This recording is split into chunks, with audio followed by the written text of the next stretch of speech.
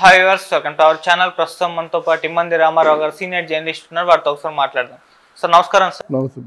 Sir Chiranjeevi గారి పైన కాంగ్రెస్ నేత తెలంగాణ కాంగ్రెస్ నేత జగ్గారెడ్డి గారు కొన్ని విమర్శలు సెటైర్లు వేశారు సార్. అంటే ఆయన చిరంజీవి గారేమో రైతుల పట్ల ఒక సినిమాలు తీశారు, ఖైదీ నంబర్ 150 అని చెప్పేసి రైతుల మేలు గురించి ఆయన సినిమా తీశారు.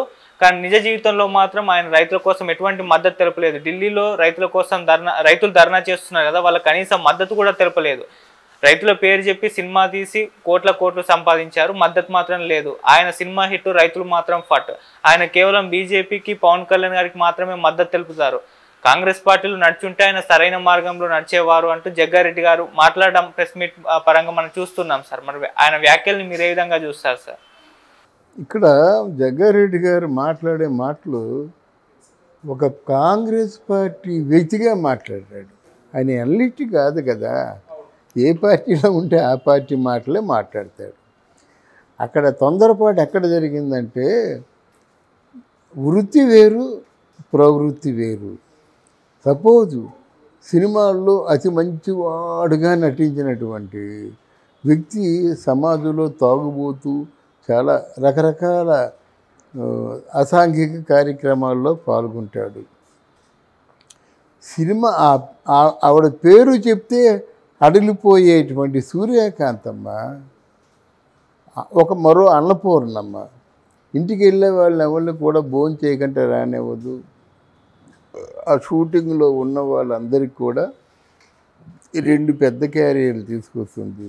2 పెద్ద క్యారియర్లు తీసుకొస్తుందని దాని వెనక ఏదో రాజకీయ కుట్ర ఉందని అనుకోగలమా?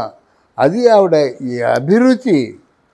మరి 2 క్యారీలతో అన్నం తెస్తున్నా కదా, మరి ఈ గయ్యాల పాత్ర నీకు ఎందుకు అంటే, ఆవిడ ఏముంటుంది, అది పాత్ర, అది నటన వేరు, జీవితం వేరు అనేటువంటి 2 విడదీసి చూడాలి, కానీ 2 కలిపి చూడకూడదు మనం.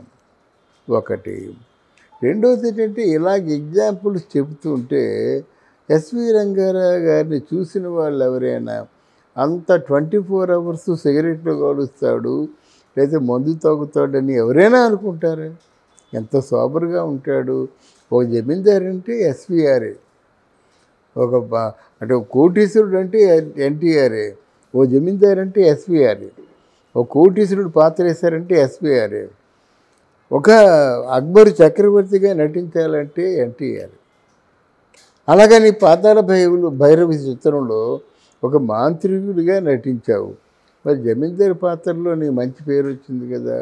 మాంత్రికుడిగా ఎందుకు నటించావు అంటే అది నటన.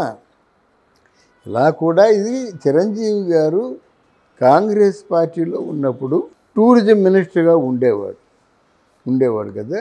మరి టూరిజం శాఖను చూసుకున్నాడు తప్ప ఏదో ఆయనకి ఈ పార్టీలో ఉండబట్టి వ్యక్తిగతమైన ఇబ్బందులు కొన్ని రాబట్టి ఆయన మళ్ళీ సినిమా ఫీల్డ్కి వెళ్ళి సినిమా చేసుకుంటున్నాడు. అందులో కథ ఏమిటంటే, రైతులు ప్రోత్సహించే కథ, రైతులకి వెన్నుదన్నుగా నిలిచే కథ కానీ చేశాడు. తర్వాత నీ తమ్ముడికి తమ్ముడికి సపోర్ట్ చేసావంటే, ప్రపంచంలో ఎవరైనా తమ్ముడికే సపోర్ట్ చేస్తారు, ఇతరులకు సపోర్ట్ చేయరు. అయినా ఆ తమ్ముడిలా చూసుకోలేదు కదా, తమ్ముడిని కొడుకులా చూసుకున్నాడు కనుక ఆ ఆనందం తట్టుకోలేక, ఆ బాధ తట్టుకోలేక వెళ్ళాడు. తనకు కలిగింది ఏదో ఇచ్చాడు, వచ్చేసాడు. రాజకీయాలు మాట్లాడలేదు. ఎప్పుడు మాట్లాడినా ప్రజలందరూ సుభిక్షంగా ఉండాలి, మంచి పరిపాలన అందించాలి. ఈరోజు ఆకలి బాధతో ఉన్నటువంటి ప్రజలకి ఏదో కొంచెం మన ఆదరవుగా ఉండాలని మాట్లాడాడు, కానీ పార్టీల్ని పేరు పెట్టి ఎవరు మాట్లాడలేదు. ఒకవేళ చిరంజీవిని విమర్శించే విధంగా చిరంజీవి ఉంటే, మీ తాలూకు బాసు రేవంత్ రెడ్డి ఎందుకు చిరంజీవి గారి ఆశీస్సులు తీసుకుంటాడు? మీ బాసే కదా, కాంగ్రెస్ పార్టీ తాలూకు అధ్యక్షుడు ప్లస్ ముఖ్యమంత్రి. మరి ఆయన ఆశీర్వాదం కోసం నువ్వు అంటున్న మాటలే నిజమైతే చెప్తున్నా నేను. జగ్గారెడ్డి అంటున్న మాటలు నిజమైతే మరి రేవంత్ రెడ్డి చిరంజీవి గారి ఆశీస్సులు ఎందుకు తీసుకుంటాడు? దానికి ఆయన సమాధానం చెప్పాలి. పోతే ఆయన కాంగ్రెస్ పార్టీలో ఉంటే ఈ పార్టీకి ఎక్కడో ఉండేవాడంటే, ఆయనకి రాజకీయాలంటే రోత పుట్టింది. ఇక రాజకీయాల్లో ఉండకూడదు అనుకునే ఆ రాజకీయాల్లోకి వస్తున్నందుకు తమ్ముడిని కొంచెం హార్స్గా మాట్లాడాడు. నీకెందుకురా రాజకీయాలు, నీ పార్టీ పెట్టాను అయిపోయాను, మళ్ళీ నువ్వు పార్టీ పెట్టాలా? మాట మాట పెరిగింది, కొన్నాళ్ళు మాట్లాడుకోవడం కూడా మానేశారు, అంత ఖచ్చితంగా ఉన్నారు. మళ్ళీ పవన్ కళ్యాణ్ ఒక్కసారి పోరాటం చేసి ఈ పోరాటంలో విజయం 100% స్ట్రైక్ రేట్ వచ్చినప్పుడు గాఢంగా కావలించుకున్నాడు, వలవల ఏడ్ చేశాడు. అలాగే ఆ వేదిక మీద ప్రమాణ స్వీకార వేదిక మీద వెళ్ళినప్పుడు మామూలు అందరినీ నమస్కారం పెట్టాడు.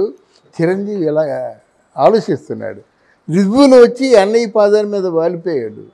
ఇంకా అక్కడ మరీ తట్టుకోలేకపోయాడు అన్నమాట. తట్టుకోలేక బాధపడిపోయాడు అన్నమాట. మూడో విషయం ఏంటంటే, భారతదేశానికి ప్రధానమంత్రిగా ఉంటున్నటువంటి మోదీని భారతదేశంలో ఒక సామాన్య పౌరుడుగా ఉంటున్న చిరంజీవి దగ్గరికి ఇలా మామూలుగా చిన్ననాటి స్నేహితుని తీసుకొస్తారు కదా, తమ్ముడు మా అన్నయ్య అంటాం కదా, అలా తీసుకొచ్చి చూపించినందుకు అప్పుడు తట్టుకోలేకపోయాడు, బొగ్గలు చిదిమాడు అన్నమాట.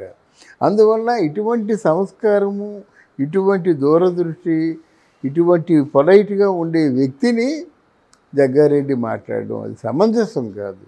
తన తప్పు తను తెలుసుకోవాలి. పార్టీలో మారాలంటే వాళ్ళ ఇష్టం అండి, మారుతారు. రాజకీయాల్లో ఉండకూడదంటే అది కూడా వాళ్ళ ఇష్టం, మనం ఎవరు మాట్లాడడానికి. ఇప్పుడు కూడా చిరంజీవి గారు రాజకీయాల్లో లేరు సార్, అయినా కూడా ఇటువంటి పొలిటికల్ విమర్శలు ఆయన పైన రావడం మనం చూస్తున్నాం. అదే అది చెప్పా కదా, నీ తాలూకు అధినేత ఆయనే. మీ నాన్న మెచ్చుకున్నాడండి, మీరెవరండి అనుకుందా కదా. మీ కుటుంబంలో ఉన్నారు, ఆ తప్పు ఒప్పు నీకంటే పెద్దోడికి తెలుస్తుంది కదా. తెలిసే వాళ్ళతో సంబంధాలు పెట్టుకుంటారు.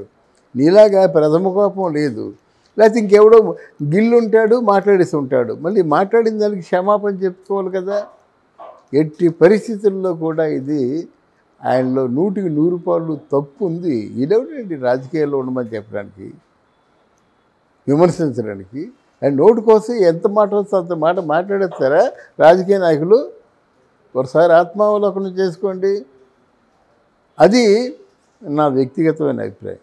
అండ్ సార్, మొన్నేమో రేవంత్ రెడ్డి గారు చూసాము, ఒక యాడ్ చేసుకురండి, తర్వాత సినిమా టికెట్ల రేట్లు పెంచమని అడగండి అని చెప్పేసి ఆయన అన్నారు. ఇప్పుడు సినిమాల ద్వారా మీరు సందేశం ఇస్తున్నారు, దాన్ని బయట కూడా అప్లై చేయండి అని చెప్పేసి ఆ ఉద్దేశంలో వచ్చే విధంగానే చిరంజీవి గారి పైన ఈయన సెటైల్ వేస్తారు. అంటే ఏ విధంగా చూడొచ్చు సార్ ఇటుంటే సినిమాలకి రాజకీయాలకి మధ్య ఉన్న సంబంధం గురించి? ఇప్పుడు సంబంధాలు ఏంటంటే, ఇప్పుడు అన్సీన్గా రాజకీయ నాయకులందరూ సినిమా వాళ్ళతో టచ్లో ఉన్నారండి. ఒక్కొక్క సినిమా హీరోతో టచ్లో ఉంటే వాళ్ళకి 1,00,000 ఓట్లు ఉన్నట్టు లెక్క వాళ్ళ దృష్టిలో. సినిమా వాళ్ళు కూడా రాజకీయ నాయకులతో టచ్లో ఉన్నారండి. వాళ్ళు సంపాదించిన వేల కోట్ల రూపాయలని కాపాడుకోవాలంటే రాజకీయాలు తప్ప మరో మార్గం లేదు. రెండు కలిసిపోయినారు, పాలు తేనెల్లాగా అంటాం కదా, అంత మధురంగా కలిసిపోయారు అన్నమాట. ఎవరైనా నోరు జారితే వాటికి సమాధానం చెప్పుకోవాల్సి వస్తుంది. మరి ఇప్పుడు చిరంజీవి గారు అంటే మామూలుగా ఆయన వ్యాఖ్యలకు రియాక్ట్ అవుతారంటారా సార్? ఇలాగే ఎంతోమంది విమర్శించారు, ఎంతోమంది తిట్టారు. అక్కడ ఒక ఫ్యామిలీ నుంచి ఎన్ని ఇబ్బందులు ఎదుర్కొన్నాడో మీరు చూశారు కదా. ఒక హీరో దగ్గర నుంచి, ఒక హీరో పేరు ఎందుకు లేండి, ఎన్ని అవమానాలు ఎదుర్కొన్నాడో. మరో హీరో మరి ఆయన దగ్గర నుంచి ఎన్ని అవమానాలు ఎదుర్కొన్నాడు. ఇక బాలకృష్ణ గారు ఉన్నారంటే మామూలుగా జనం దృష్టిలో మొట్టమొదటి నుంచి ఇప్పటి వరకు కాంపిటేటివ్గానే ఉన్నాడు. ఇవన్నీ ఎదుర్కొని వచ్చాడు కాబట్టి ఈరోజు పిఎం గారు కూడా గౌరవించేటువంటి స్థితిలో ఉన్నాడు. లేకపోతే ఆయన్ని అంత ఖాతరు చేయవలసిన అవసరం లేదు కదా. ఆయనకంటూ వ్యక్తిగతంగా విలువ లేకపోతే సాధారణ పౌరుడైతే మనం వెళ్తాం, వస్తాం ఒకసారి మోదీ అంటే వస్తాడు, ఆయన పడేస్తారు పక్కనే. సో వ్యక్తిగతంగా ఎదిగాడు, ఒదిగాడు. Thank you so much. Thank you.